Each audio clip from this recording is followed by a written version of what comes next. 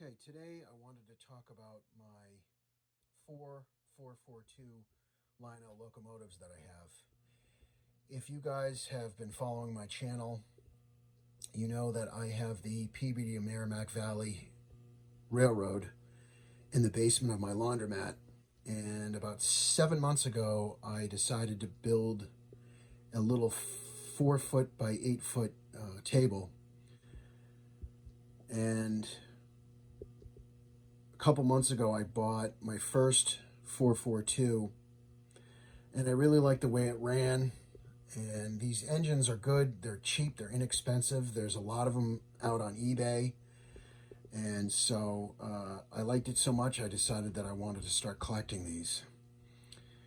And the reason why I'm making this video is that I just think these engines are unique. They're very similar in a lot of ways, but they're very unique in their own way. And each of these engines kind of represents the different phases of technology that Lionel used on their engines that I'll go into further explanation in a little bit. So I will go through and show you each of these locomotives and how they're unique and show them running around this little layout. So enjoy. Okay, up first is the Pennsylvania 8304 442. This is the first locomotive that I acquired, and this is the engine that got me to want to collect more of these. Upon doing some research on this engine, it was built in 1974, and it features what Lionel called the mighty sound of steam. And you can see right here, there's a wire that connects the engine and the tender. And what it did was the wheels, the drive rod on the main drivers would close a circuit that would send the signal through the wire to the tender, and there's an electronic board that would produce what they called the mighty sound of steam. On this particular engine, it produces a lot of static noise, and I know these engines, when they built them, the board sits on foam, and the foam over time deteriorates. So I haven't taken this tender apart, but I don't know if the sound could be fixed on this. It just ends up producing a lot of static, but sometimes it works better than other times. It kind of comes and goes, but this engine, let me tell you, for its age, it really is a good runner. It's a solid runner. It just keeps chugging along. It puffs a good amount of smoke, and I really like the way it runs, and like I said, it got me to want to start collecting these engines.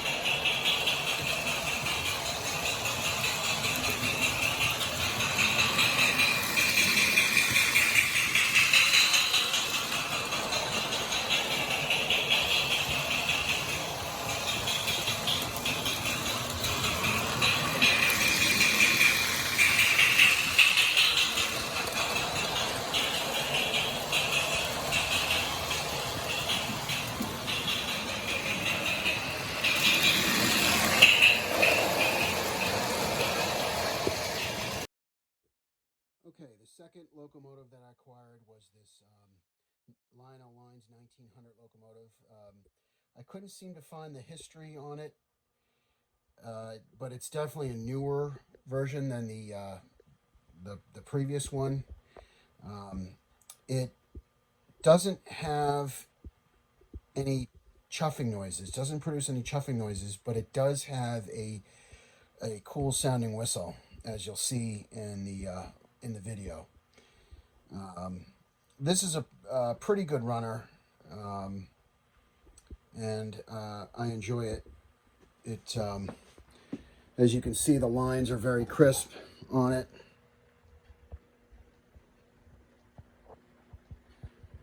It's very clean looking. It's got the figures in the cab.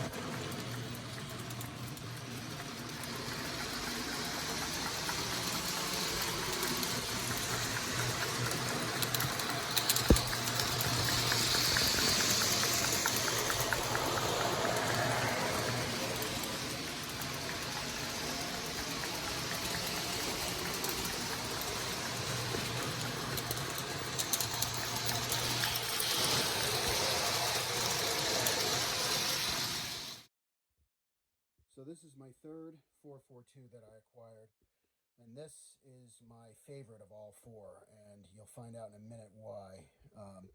This locomotive was originally released as a part of a starter train set. It came with like a Santa Fe boxcar, a flat car with stake, a bulkhead flat car with stakes, and a caboose.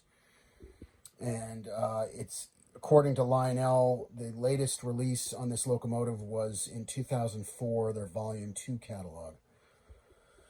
So the reason why I like this engine so much is because it uses more technology. The sounds from this locomotive, you get the whole package. You get the chuffing noise, you get the whistle, and you've got the bell. And one unique feature that I really like about this locomotive that I guess if you guys are familiar with, with the latest train, the legacy trains, they all come with, with cab chatter. But this engine back in 2004 is pretty impressive that it comes with radio chatter. And if you apply a little bit of power to the locomotive, if you either put it in neutral, because it's got, the forward, neutral, and reverse, because it's conventional. If you put it in neutral and you just apply some power, it will have the background sound, but after like 20 seconds, there'll be some cab chatter between two people. And if you just leave it on, more dialogue will come out. And so I think that's a really cool feature. I just stumbled across it. I didn't know that it could do it until I was playing around with it, and I just discovered it by accident. Also, you can activate the sound if you have it in forward or neutral, and you just apply just a little bit of power, but not enough to move the locomotive. You'll get that radio chatter. Also, it has, when you slow it down, it has squealing brakes. and it also has a bell. So I'm really impressed with this engine. It's also a great runner. It smokes good. By the way, all 4 of these engines smoke. They're good smokers. They're not fan-driven smoke, but they do puff a good amount of smoke. So that's it for this engine. It's I'm pretty impressed with it. It's pretty clean. It looks brand new.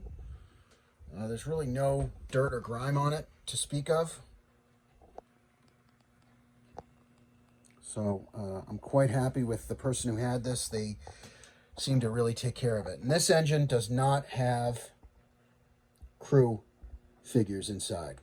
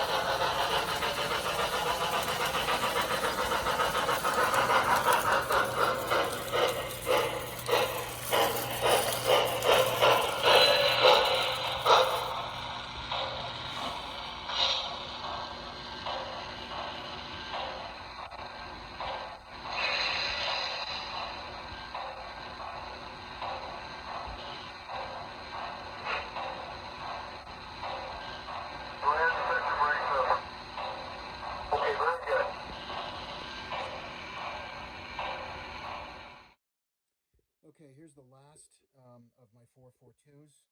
This is a nickel plate road number 8617 locomotive. In doing a little bit of research, this locomotive was released in the 1980s, maybe 1986. I'm not totally sure. But this engine I just got just recently. It's my last one that I acquired. And this engine, it runs, but it tends to wobble a little bit when it goes around corners. It does run good, but it wobbles a little bit. I'm not sure if that can be fixed. And the unique feature on this locomotive is what Lionel called the mechanical sound of steam.